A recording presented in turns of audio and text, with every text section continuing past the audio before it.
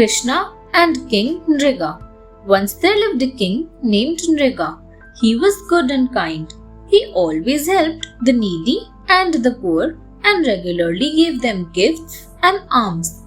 One day he promised to give a flock of cows to a Brahmin. But after some time, when a beggar arrived at his gates, Nriga gave the flock of cows to him. The Brahmin felt ignored this way.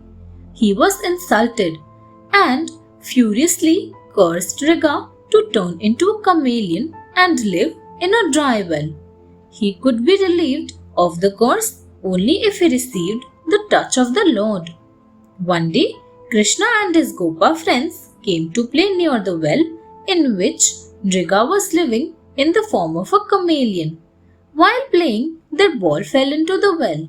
When the Gopas came to search for the ball, they were scared to see the huge chameleon. They rushed to Krishna for help. Krishna lowered his hands to fetch the chameleon out.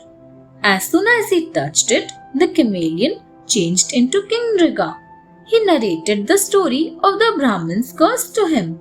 He thanked Krishna for his divine touch that granted him a new lease of life.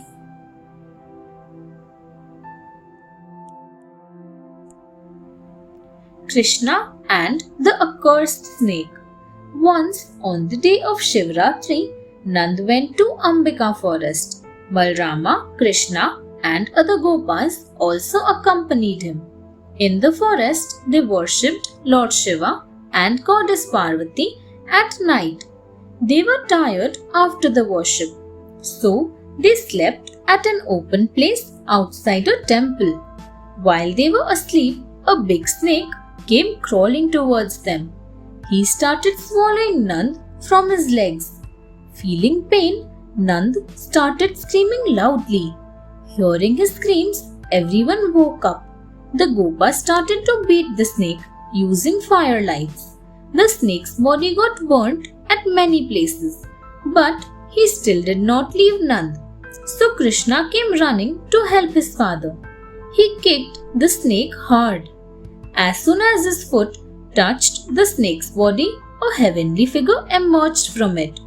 He told that he had been cursed to change into an ugly snake by a sage because he had made fun of his ugliness.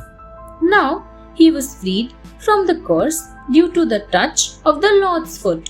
He expressed his thanks to Lord Krishna. After seeking his blessings, he returned to heaven. Nand praised his son Krishna.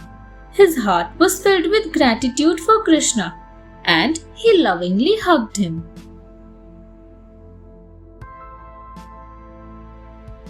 Demon Shankchur. It was the festival of Holi in Vrindavan. At night, Krishna and Balrama went to roam about in Vrindavan. The gopis also followed them. While they all were roaming in the fields, a demigod named Shankchur came wandering to Vrindavan. He was the servant of Kuber, the lord of the wealth. He saw the beautiful gopis in the field and was deeply attracted by their beauty and charm. He thought of a wicked plan to kidnap all the gopis in order to marry them. He carried away all the gopis. The gopis started weeping and shouting for help. Hearing their cries, Krishna and Balrama thought of an idea to help them. They uprooted 2 giant trees and ran towards the evil demigod to beat him. Seeing the 2 brothers running towards him, Shankchur at once left all the gopis. He started running to save his life from the brothers. Balrama stood to pacify the gopis while Krishna chased the demigod. He ran and hit Shankchur hard on his head. His head burst open and he died. Krishna took out the precious gem that was fixed on Shankchur's forehead and presented it to Balrama.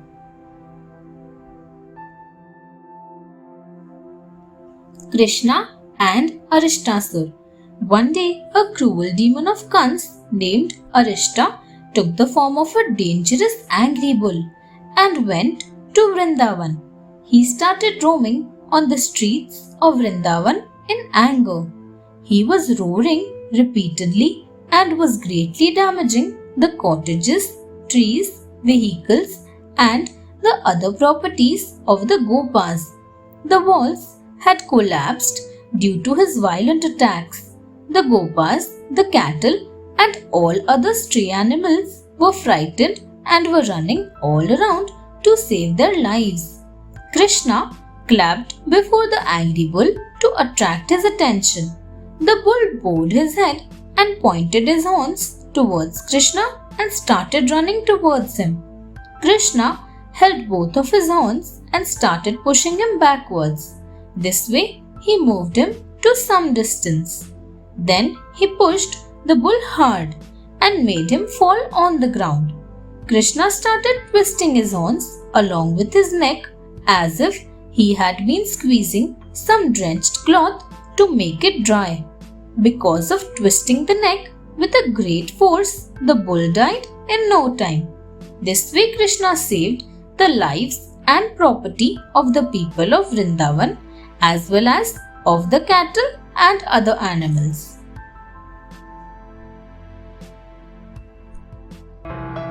Thanks for watching. Do like, share, subscribe to Sahil Book House.